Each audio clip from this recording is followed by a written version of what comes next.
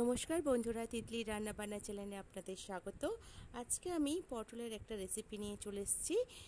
আজকে বানাবো চিকেন পটলের দোরমা। এর জন্য আমি পটলগুলোকে আগের থেকে ধুয়ে উপরের ছালটা চেঁচে নিয়েছি। নিয়ে আমি ভালো করে দানাগুলো বের করে নেব চামচের সাহায্যে। ভিতর থেকে সমস্ত দানা বের করে নিলাম। এবার এই দানাগুলো আমি একটা পেস্ট বানিয়ে নেব। এদিকে কড়াই গরম করতে বসিয়ে দিয়েছিলাম। তেল দিয়ে আমি পটলগুলো ভেজে নেব ভালো করে। পটলগুলো ভালো করে ভাজা হয়ে গেছে, এবার আমি তুলে নেব।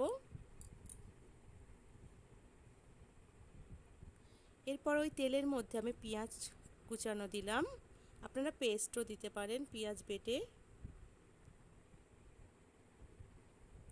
পেঁয়াজটা ভাজা ভাজা হয়ে গেলে আমি ওই যে পটলগুলো আগের থেকে দানাগুলো বের করে পেস্ট করে রেখেছিলাম সেটা দিয়ে দেব। দিয়ে ভালো করে একটু ভেজে নেব। এরপর ওর মধ্যে আমি আদা, রসুন আর কাঁচা লঙ্কা বাটা একসাথে বেটে রেখেছিলাম সেটা দিয়ে দেব। দিয়ে ভালো করে একটু কষিয়ে নেব।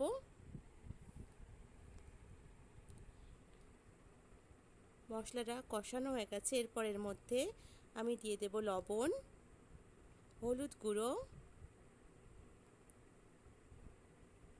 জিরে গুঁড়ো আর সামান্য ধনে গুঁড়ো দিয়ে ভালো করে আবারও কষাতে থাকবো।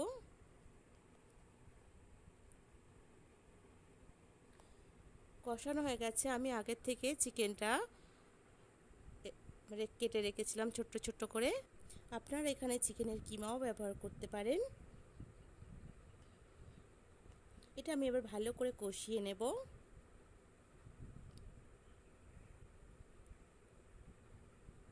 কষানো হয়ে গেছে। এর উপর দিয়ে আমি একটু গরম মশলা গুঁড়ো দিয়ে দিলাম।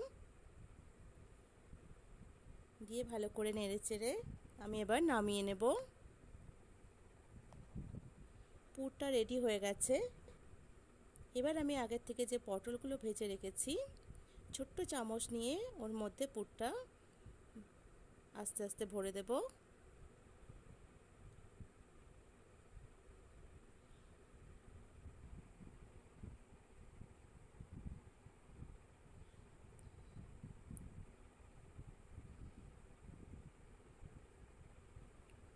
এইভাবে আমি সমস্ত পটলগুলো পুর ভরে নেব। পটলগুলোর মধ্যে পুর ভরা হয়ে গেছে। এরপর আমি কড়াইতে আবারও তেল দিয়ে দেব। এর মধ্যে আমি আবারও কেটে রাখা পেঁয়াজ দিয়ে দিলাম। আপনারা পেঁয়াজ বাটাও দিতে পারেন। আমি এখানে কেটে রাখা পেঁয়াজ দিয়েছি। ভালো করে পেঁয়াজগুলোকে ভেজে নেব।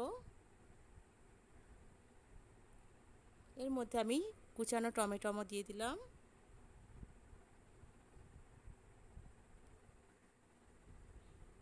সামান্য আমি লবণ দেব, এতে তাড়াতাড়ি নরম হয়ে যাবে, ভাজাটাও ভালো হবে। ভাজা হয়ে গেছে পেঁয়াজ আর টমেটো। এর মধ্যে আমি আদা, রসুন আর কাঁচা লঙ্কার পেস্ট দিয়ে দিলাম। দিয়ে ভালো করে কষিয়ে নেব। এরপর আমি এর মধ্যে দিয়ে দেবো স্বাদ মতো লবণ, হলুদ গুঁড়ো, জিরে গুঁড়ো, ধনে গুঁড়ো, কাশ্মীরি রেড চিলি পাউডার। আপনারা এখানে চিনি ইউজ করতে পারেন, আমি এখানে চিনি দিলাম না। মশলাটা কষানো হয়ে গেছে। আমি এবার জল দিয়ে দেব।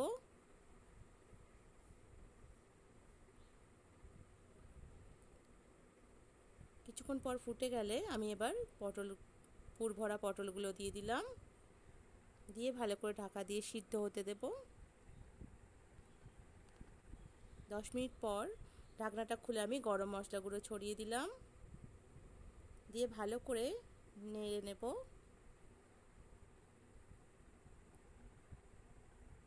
এবার আমি নামিয়ে নেব। তৈরি হয়ে গেছে চিকেন পটলের দোরমা।